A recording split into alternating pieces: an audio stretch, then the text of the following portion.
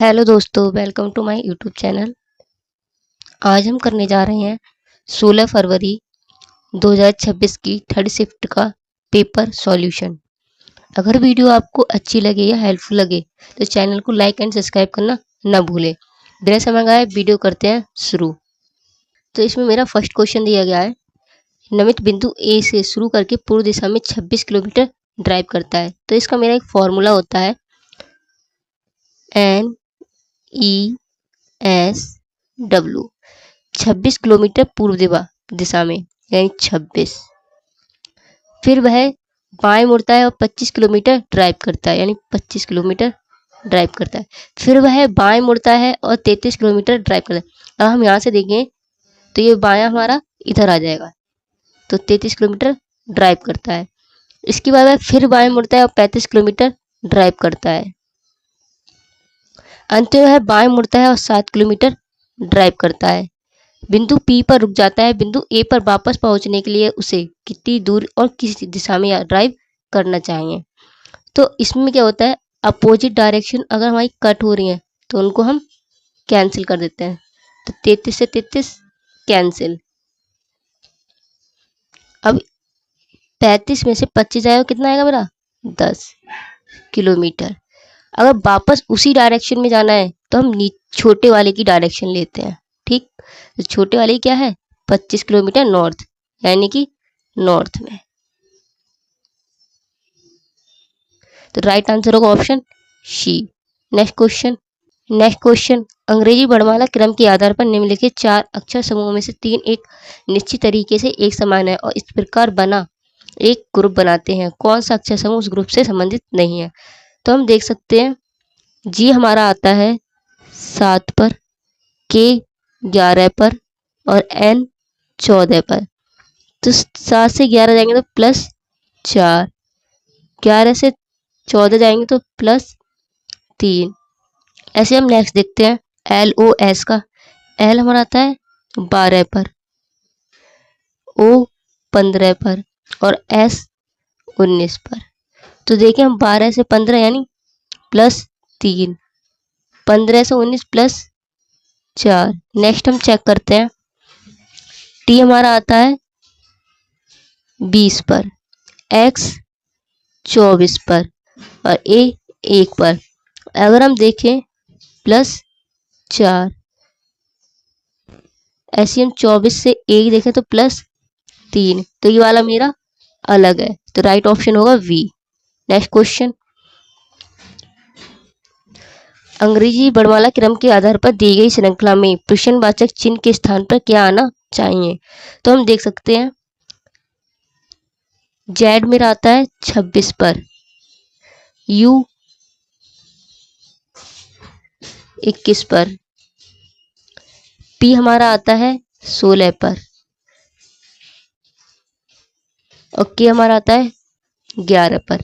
तो हम देखें 26 से अगर हम 21 जाएंगे तो -5, 21 से 16 जाएंगे तो -5, ऐसे 16 से 11 जाएंगे तो -5, तो -5। अगर हम 11 में -5 करें तो हमारा आएगा फर्स्ट 6, तो 6 पर मेरा आता है F। अगर हम देखें F से हमारे 3 है, जिसमें बीच में C हमारा कॉमन है, तो हम सबसे लास्ट वाला चेक कर लेते हैं।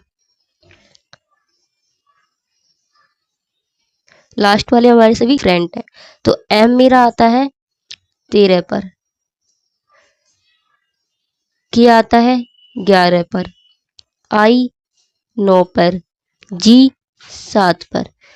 तो 13 से 11 जाने में -2, 11 से 9 जाने में -2, 9 से 7 जाने में -2। अगर हम देखें 7 -2 करेंगे तो हमारा आएगा 5 और 5 पर मेरा आता है E, यानी राइट ऑप्शन होगा D, FCE। Next question GJMORS और T में से प्रत्येक की परीक्षा सोमवार से शुरू होकर रविवार को समाप्त होने वाले एक ही सप्ताह के अलग अलग दिन है।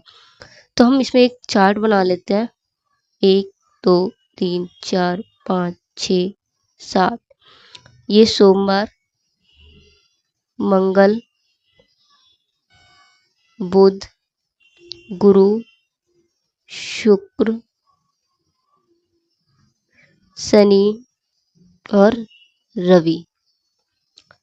तो क्वेश्चन बोला गया है ओ और एस के बीच केवल 3 व्यक्ति की परीक्षा है। मान लेते हैं ये मेरा ओ है और एस, 1 2 3 व्यक्ति की परीक्षा है। एस की परीक्षा सप्ताह के अंतिम दिन है। अगर मान लेते हैं एस की यहाँ है तो 1 1 2 3 छोड़कर ओ की कहाँ होगी, बुधवार को। जी और जे के बीच केवल एक व्यक्ति की परीक्षा है। अगर देखें तो जी और जे के बीच एक व्यक्ति की परीक्षा है। टी की परीक्षा एम की परीक्षा के ठीक एक दिन पहले है, एक दिन पहले एम टी, ठीक एक साथ आएंगे। आर की परीक्षा शुक्रवार को नहीं है। जे की परीक्षा जी की परीक्षा से पहले है। जे की परीक्षा जी की परीक्षा से पहले है। तो ये हमारे इसी हिसाब से आएंगे, ठीक। तो एक साथ हमें 3 चाहिए, तो 3 मेरे कहाँ आ सकते हैं, यहाँ पर। तो हम यहाँ लिख सकते हैं एक साथ मेरे 2 चाहिए। अगर मैं 2 यहाँ लिखती हूँ तो मेरा सही से कॉम्बिनेशन नहीं बनेगा। तो हम यहाँ लिखते हैं जी और जे, 2 व्यक्ति की परीक्षा, ठीक। अब मैं देखूं एम और टी मेरे एक साथ आ सकते हैं, तो मैं क्या लिख सकती हूँ, एम और टी। अब लास्ट में मेरा क्या रह गया, आर। तो क्वेश्चन में बोला गया मंगलवार को किसकी परीक्षा है, तो मंगलवार को भाई किसकी परीक्षा है, जे की। तो राइट ऑप्शन होगा डी। Next question. क्वेश्चन दिया गया है भारत में डेयरी उद्देश्यों के लिए मुख्य रूप से किस नस्ल के मवेशियों का उपयोग किया जाता है। तो option A Sahiwal, option B Ongole, option C Gir, option D कॉकरेंज। राइट आंसर होगा ऑप्शन ए साहिवाल।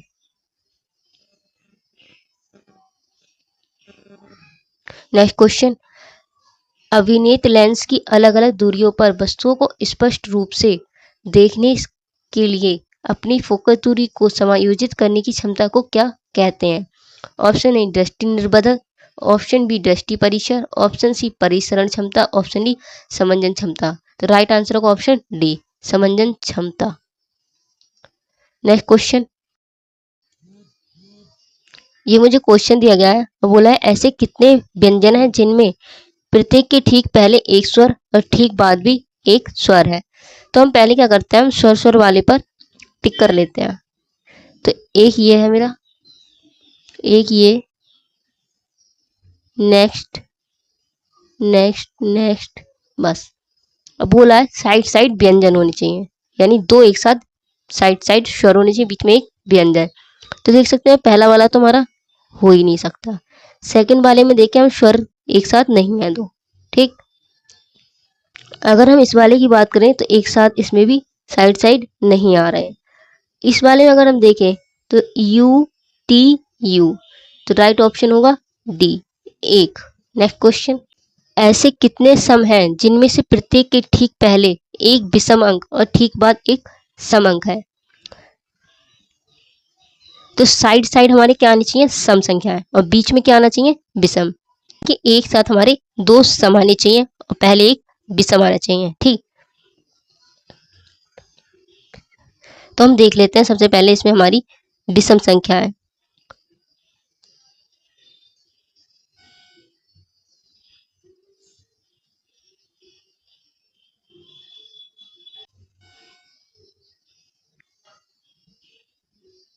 तो एक साथ हमारे 2 सम आने चाहिए, यानी एक हम देख सकते हैं लास्ट वाला 1 नंबर। फिर इसके बाद अगर हम देखें एक साथ 2 सम, तो 2 सम मेरे एक साथ ये आ रहे हैं, यानी 2 नंबर। अगर और देखें तो एक साथ 2 सम ये वाले आ रहे हैं, 3 नंबर। तो राइट ऑप्शन होगा मेरा C 3। Next question. 7 box T U V W X Y और जेड एक के ऊपर एक रखे हैं, लेकिन आवश्यक नहीं कि वे इसी क्रम में हों। तो हम इसमें बॉक्स रख लेते हैं 1 2 3 4 5 6 और 7। तो क्वेश्चन में बोला गया एक्स के ऊपर केवल एक बॉक्स रखा है। मान लेते हैं एक्स ये है, टी को बाई के ठीक ऊपर रखा जाता है, टी ऊपर और बाई नीचे। बोला यू को बाई के ठीक नीचे रखा जाता है, यू। वी को सबसे नीचे से 5वें स्थान पर रखा जाता है। तो 1 2 3 4 5, यानी बी मेरा कहाँ जाएगा 3 नंबर पर। डब्लू को जेड के नीचे किसी स्थान पर रखा जाता है। कौन सा बॉक्स सबसे ऊपर रखा गया है? तो हमारे 3 एक साथ आने चाहिए, तो हम देख सकते हैं 3 यहाँ रख लेते हैं, बाई यू। और नेक्स्ट बोला था डब्लू को जेड के नीचे, तो जेड यहाँ मान लेते हैं और डब्लू यहाँ पर। तो क्वेश्चन बोला है कौन सा बॉक्स सबसे ऊपर रखा जाएगा? सबसे ऊपर आएगा मेरा जेड, तो राइट ऑप्शन होगा ए। नेक्स्ट क्वेश्चन, निम्नलिखित आंकड़ों का बहुलक क्या है? बहुलक हमारी वह संख्या होती है जो सबसे ज्यादा बार सीरीज में रिपीट हुई हो। तो हम देख सकते हैं सबसे ज्यादा बार इसमें हमारा आया है 64, तो राइट आंसर होगा option B. Next question, Nikhil ने अपनी साइकिल रवि को 24% हानि पर बेची। रवि ने अपनी मरम्मत पर 486 खर्च किए और साइकिल को विकास को 2875 में बेचकर 15% लाभ कमाया। निखिल के लिए साइकिल का लागत मूल्य ज्ञात कीजिए। तो ये अगर हम मान लें तो हमारा 15% लाभ कमाया, तो 15% लाभ यानी कोई वस्तु मेरी होती है 100%, 15% लाभ का मतलब 115। तो 115 रेशो की वैल्यू हमारी होगी 2875 रुपए। अगर मैं 100 की वैल्यू निकालूं तो ये मेरे निकल के आएगा 2500 रुपए।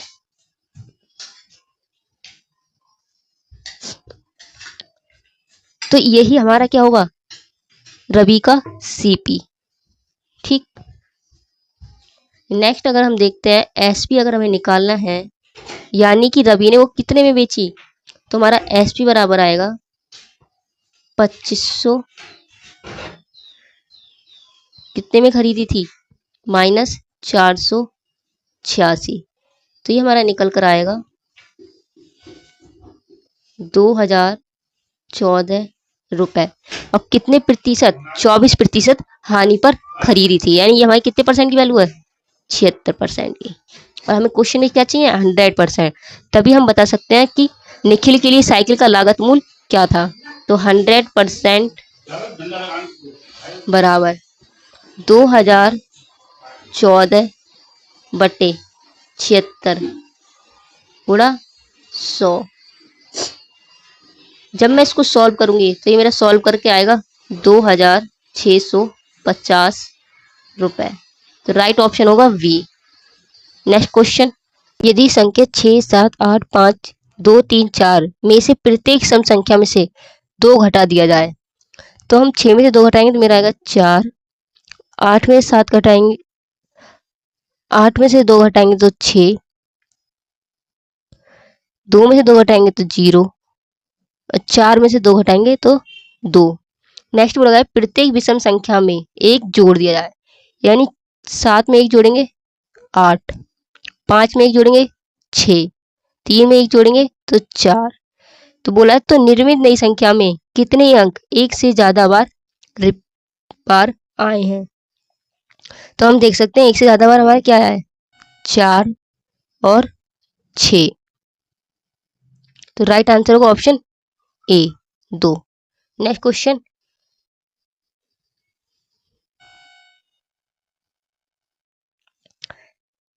यह हमें इक्वेशन दी गई है और बोला है Q का P से क्या संबंध है। तो हम देखते हैं, भाग का मतलब हमें दिया गया है जे P की बहन है, यानी ये इसकी बहन है। माइनस का मतलब दिया गया है B जे का पिता है, यानी अगर हम देखें जे और P, जे कौन है बहन, यानी माइनस, और पी का भी हमें जेंडर नहीं पता। नेक्स्ट बोला गया था माइनस का मतलब बी जे का पिता है। बी क्या है? जे का पिता, यानी प्लस। तो ये दोनों कौन है इसके? बच्चे। नेक्स्ट बोला गया है प्लस का मतलब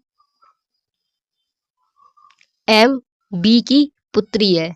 तो एम बी की पुत्री है यानी माइनस।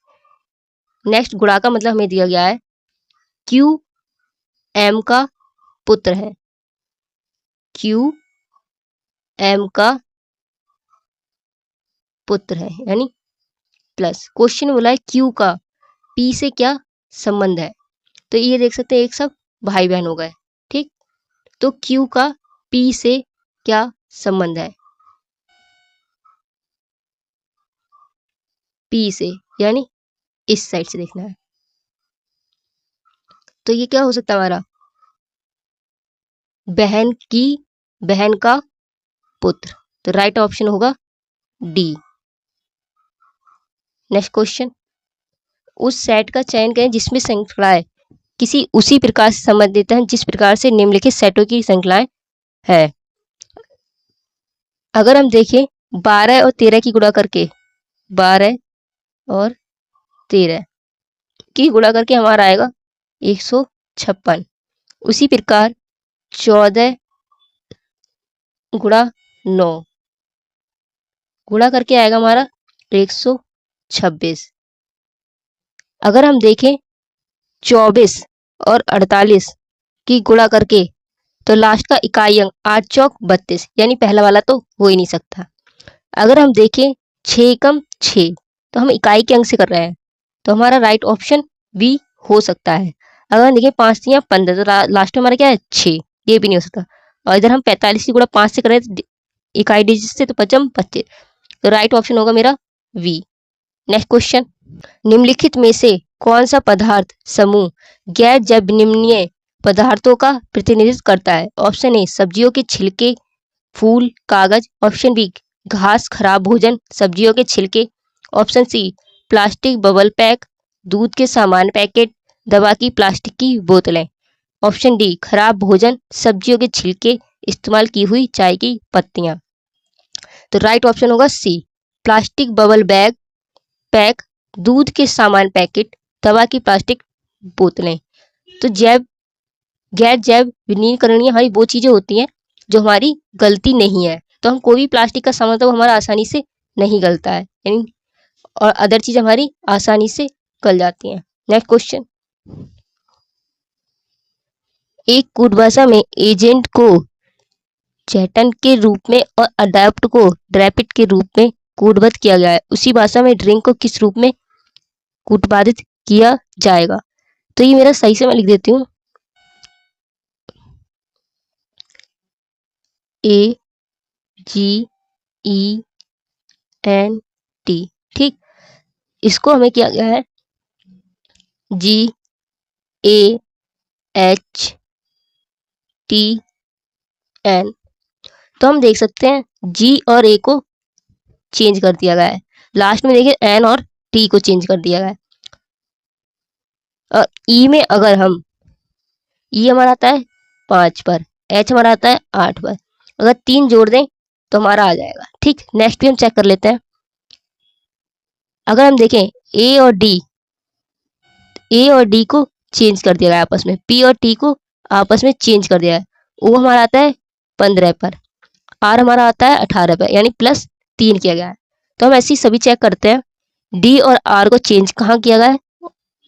ऑप्शन फर्स्ट में, तो राइट ऑप्शन होगा मेरा ए। नेक्स्ट क्वेश्चन, ये मुझे क्वेश्चन दिया गया है, बोला है ऐसे कितने व्यंजन हैं जिनमें से प्रत्येक के ठीक पहले एक स्वर और ठीक बाद एक व्यंजन है? तो एक साथ मेरे 2 व्यंजन आने चाहिए, तो मैं क्या करती हूँ, मैं स्वर पर टिक कर लूंगी। तो स्वर मेरा कहाँ कहाँ है? एक आई, दूसरा फिर आई। तो हमारे इस पूरी लाइन में 2 ही स्वर है।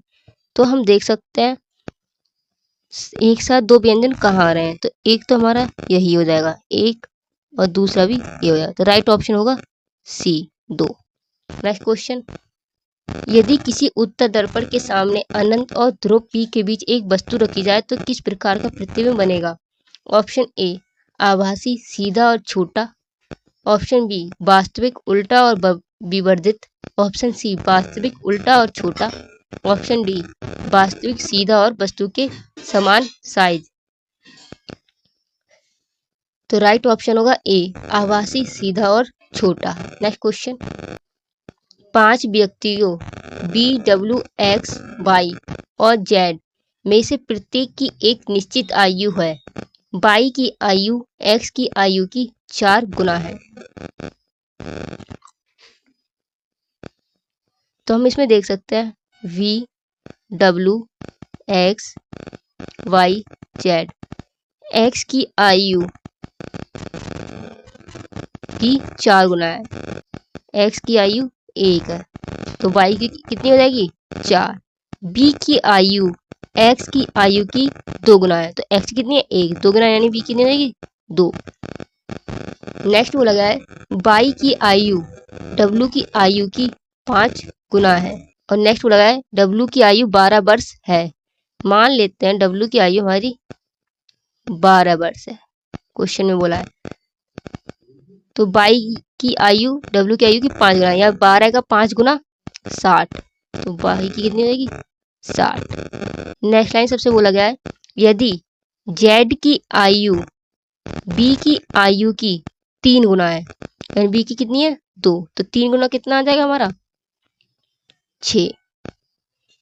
तो क्वेश्चन बोला है तो जेड की आयु कितनी है? अगर हम देखें वाई से तो हमारी एक रेशियो की वैल्यू कितनी है? 15। ठीक, तो इसी प्रकार अगर हम देखें 6 गुणा 15, तो 15 छक 90।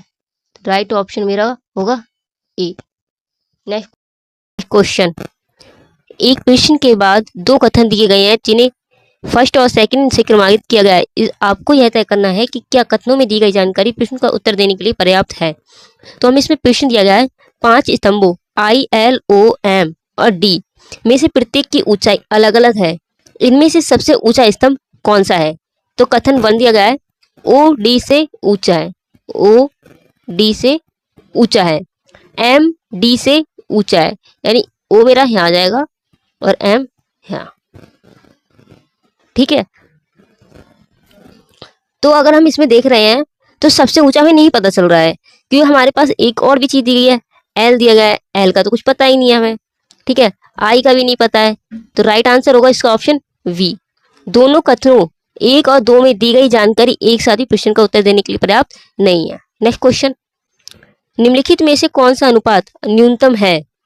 Option A 8:15, option B 7:13, option C 5:9, option D 4:7। तो राइट आंसर होगा ऑप्शन ए 8:15।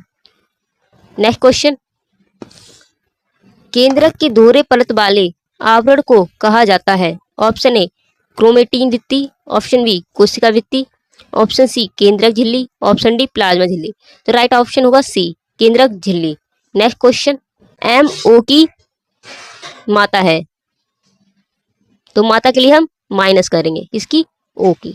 ओ का हमें जेंडर अभी कंफर्म नहीं है। ओके, माता। नेक्स्ट लाइन बोली गई है ओ जे की बहन है, ओ जे की बहन के लिए माइनस, किसकी? जे की। ठीक, नेक्स्ट लाइन बोली गई है के टी के की पुत्री है, तो इसका रिलेशन अभी हमें कुछ नहीं पता। टी जे की बहन है, जे की बहन टी। ओके, इसे पहले लाइन थी टी के की पुत्री है, यानी के की पुत्री है, और ये सभी हमारे कौन है? भाई बहन है, यानी के क्या होगा इसका? हस्बैंड, हस्बैंड के लिए प्लस। ठीक है, इसकी पुत्री है। नेक्स्ट लाइन पूछी गई है जे बी का पिता है, तो इसका कोई रिलेशन नहीं पता है अभी हमें। इसके बाद सॉरी, जे बी का पिता है, तो बी का पिता यानी प्लस। बी एफ की पत्नी है, बी एफ की पत्नी है, तो ठीक है, एम का के से क्या संबंध है? एम का के से, यानी के से निकालना है। तो के कौन, तो हम देखें के कौन है? हस्बैंड। एम कौन है? वाइफ। तो के की साइड से देखना है हमें, ठीक। तो के की साइड से ये हम देखें तो क्या आएगा? पत्नी। ओके, तो राइट ऑप्शन होगा डी, पत्नी। नेक्स्ट क्वेश्चन, दो धनात्मक पूर्णांकों का महत्तम समवर्तक यानी HCF 12 है। HCF बराबर 12। नेक्स्ट बोला गया है एलसीएम बराबर 924। नेक्स्ट यदि इनमें से एक संख्या 84 है, यानी एक संख्या 84 है, तो दूसरी संख्या ज्ञात कीजिए। इसका हमारा फॉर्मूला होता है HCF गुणा LCM बराबर पहली संख्या गुणा दूसरी संख्या, ठीक। HCF हमें क्वेश्चन में दिया गया है 12, LCM 924, फर्स्ट संख्या में दी गई है 84 और सेकंड हमें ज्ञात करनी है। तो 12 से हम कट कर दें, 12 सत्ते 84, तो सेकंड संख्या बराबर हमारा आ जाएगा 924/7। जब मैं इसको डिवाइड करूंगी इसको, तो आएगा 7 एकम 7, 7 तियां 7 दूनी, तो ये मेरा राइट आंसर है। नेक्स्ट क्वेश्चन, 5 खंभों INCH और L जिनकी ऊंचाइयां अलग अलग हैं, इनमें से सबसे छोटा खंभा कौन सा है? तो फर्स्ट दिया गया है L N से छोटा है, L N से छोटा है, H I से छोटा है, H I से छोटा है। सेकंड कथन दिया गया है H L से ऊंचा है, यानी कि H हमारा यहाँ कहीं आएगा, लेकिन अगर हम देखिए तो हमें सबसे छोटा खंभा इससे नहीं पता चला है। तो राइट आंसर होगा ऑप्शन ए। दोनों कथन 1 और 2 एक साथ प्रश्न का उत्तर देने के लिए पर्याप्त नहीं है। नेक्स्ट क्वेश्चन, तो हमें क्वेश्चन में बोला गया है 48% माल 31% लाभ पर। तो क्वेश्चन में हमें 48 का 31% यानी 48 गुणा 31/100। तो जब मैं इसे सॉल्व करूंगी तो ये मेरा सॉल्व कर आएगा 14.88। ये क्या है मेरा? लाभ। 100 में से अगर 48 घटाएंगे तो मेरा बचेगा 52, यानी 52 का अगर मैं 25% निकालूं तो ये मेरा सॉल्व करके आएगा 25 चौक 100, 4 से इसको मैं कैंसिल करूंगा यानी 13, यानी 13% का मुझे 16% लाभ निकालना है, ठीक। तो अगर हम यहाँ देखें 13 16/100,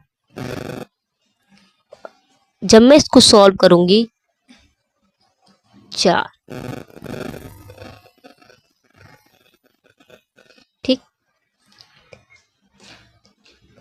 तो ये आएगा मेरा 52/25, यानी ये मेरे सॉल्व करके आएगा 2.08।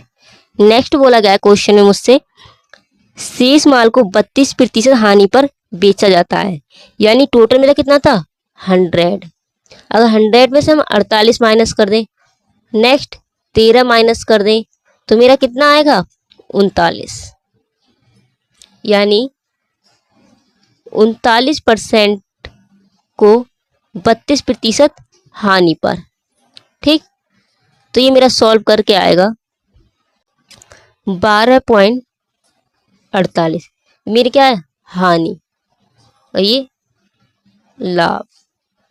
ये x का मान ज्ञात करना है, तो x बराबर में आएगा लाभ यानी 14.88 प्लस 2.08 माइनस ये हानि है इसलिए माइनस में होगा 12.48। तो हमारा x का मान निकल के आएगा 4.48।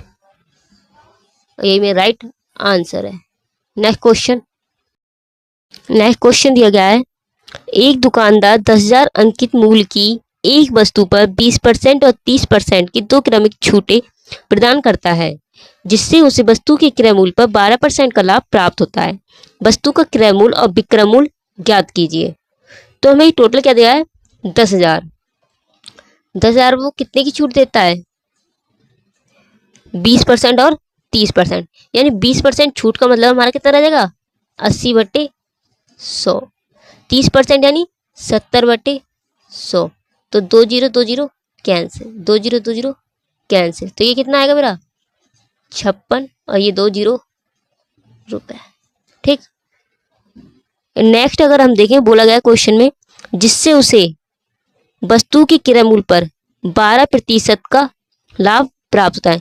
यानी कोई भी मेरी चीज जो होती है वो 100% होती है, यानी उसे 12% लाभ हो गया है, तो 112 रेशियो की वैल्यू यानी 12% की वैल्यू मेरी होगी 5600 रुपए। ठीक। और अगर मुझे 100% निकालना है यानी वस्तु का क्रय मूल्य निकालना है तो वो मेरा क्या होगा 100%। यानी 100% निकालने के लिए 5600/112 गुणा 100। ठीक। अगर हम देखें तो ये हमारा कैंसिल हो जाएगा, 4 दूनी 8, 4 तियां 12। अगर हम ये 4 से कैंसिल करें तो 4 एकम 4, 4 चौक 16 यानी 1400। ठीक। तो ये मेरा आएगा 100% बराबर 14 गुणा 100/23। सॉरी, यहाँ 8 आएगा। तो ये मेरा सॉल्व करके आएगा यहाँ पर 5000 रुपए। ये क्या होगा मेरा किराया मूल्य। राइट ऑप्शन होगा डी।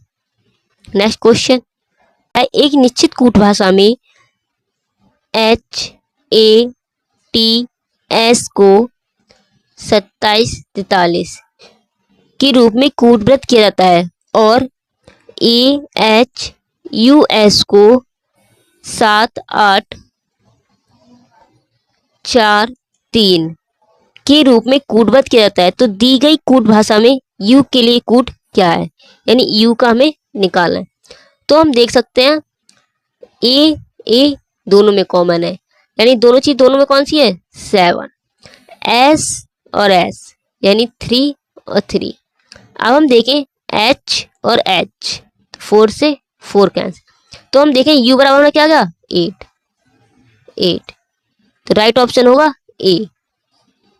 नेक्स्ट क्वेश्चन, ऐसे कितने प्रतीक हैं जिनमें से प्रत्येक के ठीक पहले एक अक्षर और ठीक बाद एक प्रतीक है। तो राइट ऑप्शन होगा ए 2।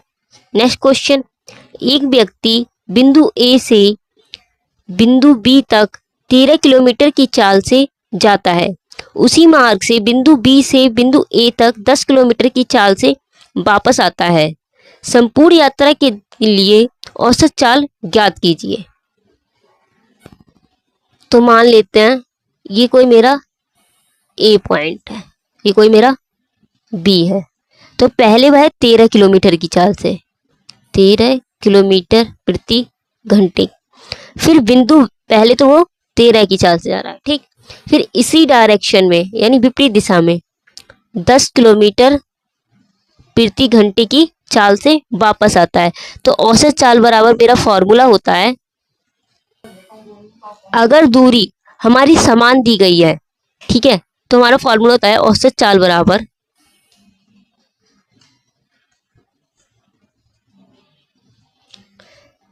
2x/x + y। ठीक। यानी 2 गुणा 13 गुणा 10, 13 + 10, तो ये मेरा आएगा 13 गुणा 20 बटे, इन दोनों को ऐड करेंगे तो ये मेरा आएगा 23 करूंगी तो ये मेरा आएगा 260/23 और ये सॉल्व कर आएगा 11 सही 7/23 किलोमीटर प्रति घंटा। ये मेरा राइट आंसर है। नेक्स्ट क्वेश्चन, क्वेश्चन में बोला गया DEF GIJ और K एक गोल मेज के परितः केंद्र की ओर अभिमुख होकर बैठे हैं। D और J दोनों का निकटतम पड़ोसी G है। तो हम देख सकते हैं, या फिर मैं D और J अगर निकटतम पड़ोसी यानी बीच में होगा, ऐसे भी बना सकती हूँ, या फिर मैं इसको ऐसे लिख सकती हूँ, जे जी डी। ओके, नेक्स्ट बोला गया है मुझसे, जे आई के बाएं तीसरे स्थान पर बैठा है। जे मान लेते हैं हमारा ये है, आई के बाएं यानी आई ये है, 1 2 3 तीसरे स्थान पर, कि आई के ठीक बाएं पड़ोस में बैठा है। कि कहाँ बैठा है? आई के ठीक बाएं पड़ोस में। ठीक, एफ जे का निकटतम पड़ोसी नहीं है, यानी ना ही एफ यहाँ आ सकता है और ना ही यहाँ आ सकता है। ओके, तो हम देख सकते हैं अब हमें जे के इस साइड 2 चाहिए। अगर हम इस रूल के अकॉर्डिंग चल रहे हैं, अगर हम इस रूल के अकॉर्डिंग चले तो हमें जे के इस साइड 2 चाहिए, लेकिन मेरी किसकी? एक ही की जगह है। तो हम देखते हैं जे के इस साइड। ओके, तो जी और डी। और नेक्स्ट बोला था एफ जे का निकटतम पड़ोसी नहीं है, तो एफ यहाँ तो आएगा नहीं, तो मेरा एफ कहाँ आएगा? यहाँ पर। तो क्वेश्चन मेरा क्या रह गया? ई। तो ई मेरा कहाँ जाएगा? यहाँ पर।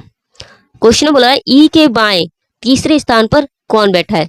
तो 1 2 और 3, तो तीसरे स्थान पर कौन बैठा है? डी। ए में राइट ऑप्शन है, तो राइट ऑप्शन होगा ए। नेक्स्ट क्वेश्चन दिया गया है, अंग्रेजी वर्णमाला क्रम के आधार पर निम्नलिखित 4 समूह अक्षर समूहों में से 3 एक निश्चित तरीके से एक समान है। इस प्रकार एक ग्रुप बनाती है, कौन सा अक्षर समूह उस ग्रुप से संबंधित नहीं है? तो ये मुझे ऑप्शन दिए गए हैं। तो सबसे पहले मेरा क्या आता है? सी आता है मेरा 3 पर, एच 8 पर, एन 14 पर। तो हम देख सकते हैं अगर हम 3 से 8 जाएंगे तो +5, 8 से अगर हम 14 जाएंगे तो +6। ऐसे हम इसमें देखते हैं, आई आता है 9 पर, एन 14 पर, टी 20 पर। 9 से 14 जाएंगे तो +5। ऐसे अगर हम 14 से 20 जाएंगे तो +6। नेक्स्ट देखते हैं, पी हमारा आता है 16 पर, यू हमारा आता है 21 पर और जेड 26 पर।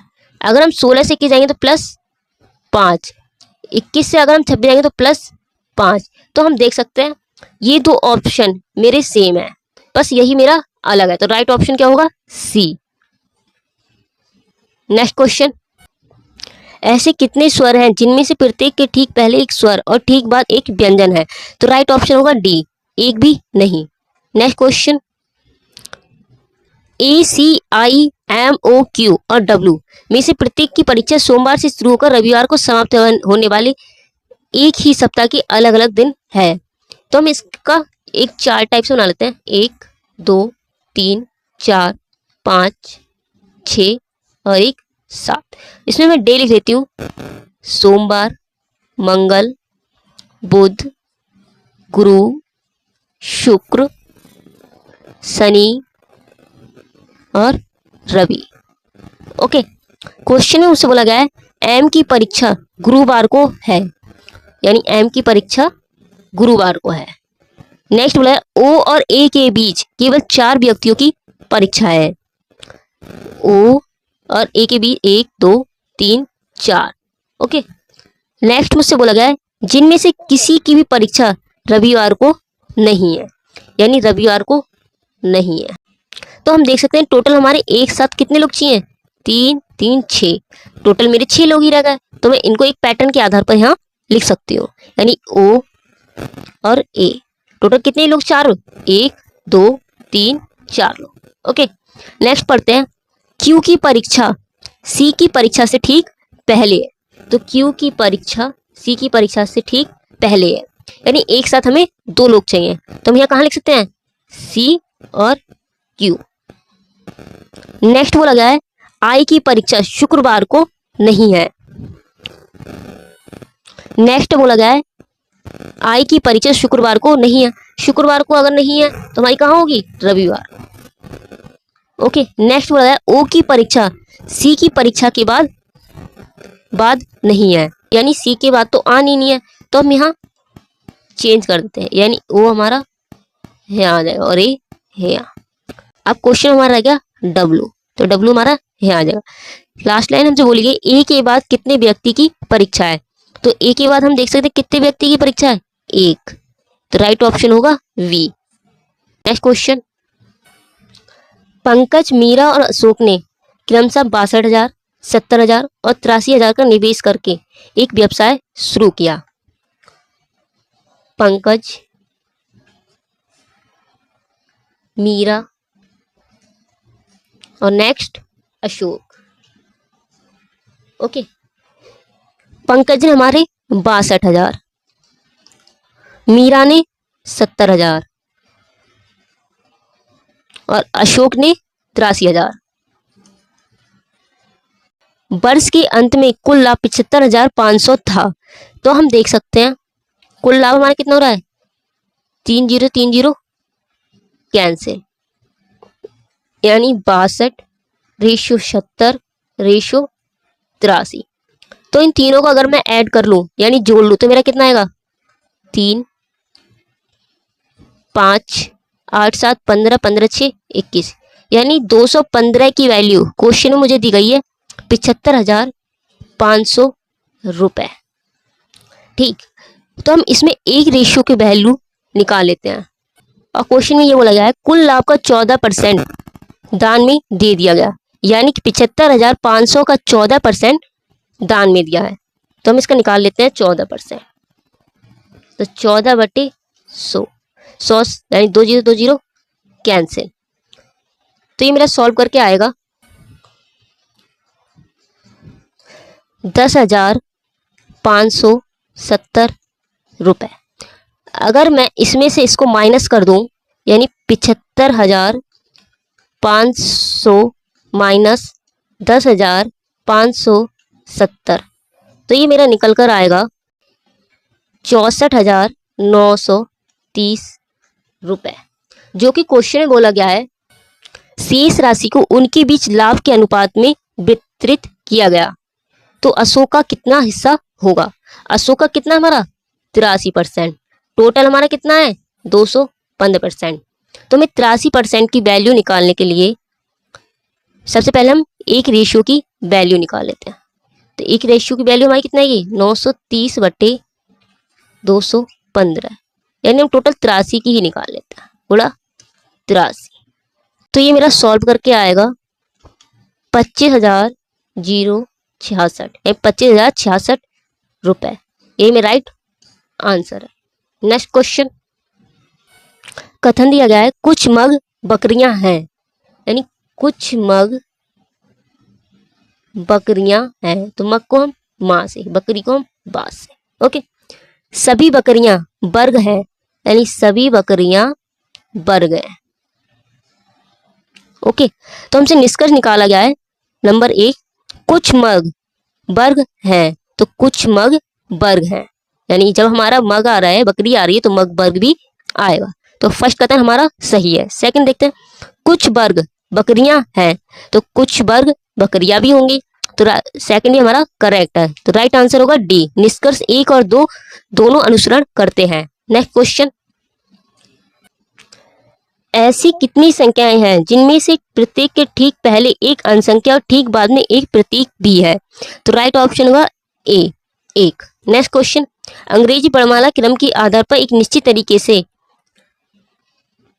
बाई ई वी ए का संबंध के क्यू एच एम से है, उसी प्रकार यू ए आर डब्ल्यू का संबंध जी एम डी आई से है। समान तर्क का अनुसरण करते हुए ई के बीजी का संबंध दिए गए विकल्पों में से किससे है?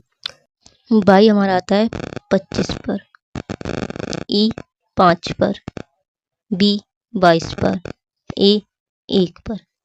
ऐसे हम देख सकते हैं कि हमारा आता है 11 पर, क्यू 17 पर, एच 8 पर, एम 13 पर। तो आप देख सकते हैं 25 से अगर हम 11 जाएंगे तो प्लस 12, ऐसे अगर हम 5 से 17 जाएंगे तो प्लस 12, 22 से 8 जाएंगे तब भी वहाँ प्लस 12, और 1 से 13 जाएंगे तो प्लस 12। नेक्स्ट हम देखते हैं, यू हमारा आता है 21 पर, ए हमारा आता है 1 पर, आर 18 पर, डब्ल्यू 23 पर। जी हमारा आता है 7 पर, M 13 पर, D 4 पर और I 9 पर। तो आप देख सकते हैं 23 से अगर हम 9 तक जाएंगे तो प्लस 12। ऐसे ही अगर हम 18 से 4 पे जाएंगे तो प्लस 12, 1 से 13 जाएंगे तो प्लस 12, 21 से 7 जाएंगे तो प्लस 12। ऐसे हम नेक्स्ट करके देखते हैं। E, K, V और G। E हमारा आता है 5 पर, K 11 पर, V 2 पर और G 7 पर। अगर हम 5 में 12 ऐड करें तो आएगा 17। 17 पे मेरा आता है Q। ऐसे अगर मैं 11 में 12 ऐड करूं तो मेरा आएगा 23। 23 पे मेरा आता है W। अगर मैं 2 में 12 ऐड करूं तो मेरा आएगा 14। 14 पे आता है N। नेक्स्ट में 7 पे 12 ऐड करूं तो मेरा आएगा 19। 19 पे मेरा आता है S। तो राइट ऑप्शन होगा A। नेक्स्ट क्वेश्चन, में से कौन सा समीकरण एक चालक के प्रतिरोध R को उसकी लंबाई L, अनुप्रस्थ काट के क्षेत्रफल A और प्रतिरोधकता ρ के साथ सही क्रम से संबंध करता है? तो राइट ऑप्शन होगा A, R बराबर ρ L upon A। Next question, जब एक धनावेशित अल्फा कण को पतली स्वर पन्नी से गुजारा जाता है तो अधिकांश कण बिना विक्षेपण के सीधे गुजर जाते हैं। थॉमसन के परमाणु मॉडल के आधार पर निम्नलिखित में से कौन सा कथन इस प्रेक्षण की सर्वोत्तम व्याख्या करता है? ऑप्शन ए, परमाणु में एक छोटा सघन नाभिक होता है जो अल्फा कणों को प्रतिकर्षित करता है। ऑप्शन बी, धन आवेश पूरे परमाणु में समान रूप से वितरित होता है और इसमें इलेक्ट्रॉन अंतर्निहित होते हैं। ऑप्शन सी, इलेक्ट्रॉन स्थिर कक्षाओं में नाभिक के चारों ओर चक्कर लगाते हैं। ऑप्शन डी, धन आवेश और द्रव्यमान परमाणु के केंद्र में संकेंद्रित होते हैं। तो राइट ऑप्शन होगा बी, धन आवेश पूरे परमाणु में समान रूप से वितरित होता है और इससे इलेक्ट्रॉन अंतर्निहित होते हैं। अब अगर वीडियो आपको अच्छी लगी हो तो चैनल को लाइक और सब्सक्राइब करना ना भूलें। नेक्स्ट पार्ट के लिए इसके हमारे साथ जुड़े रहिए। Thank you.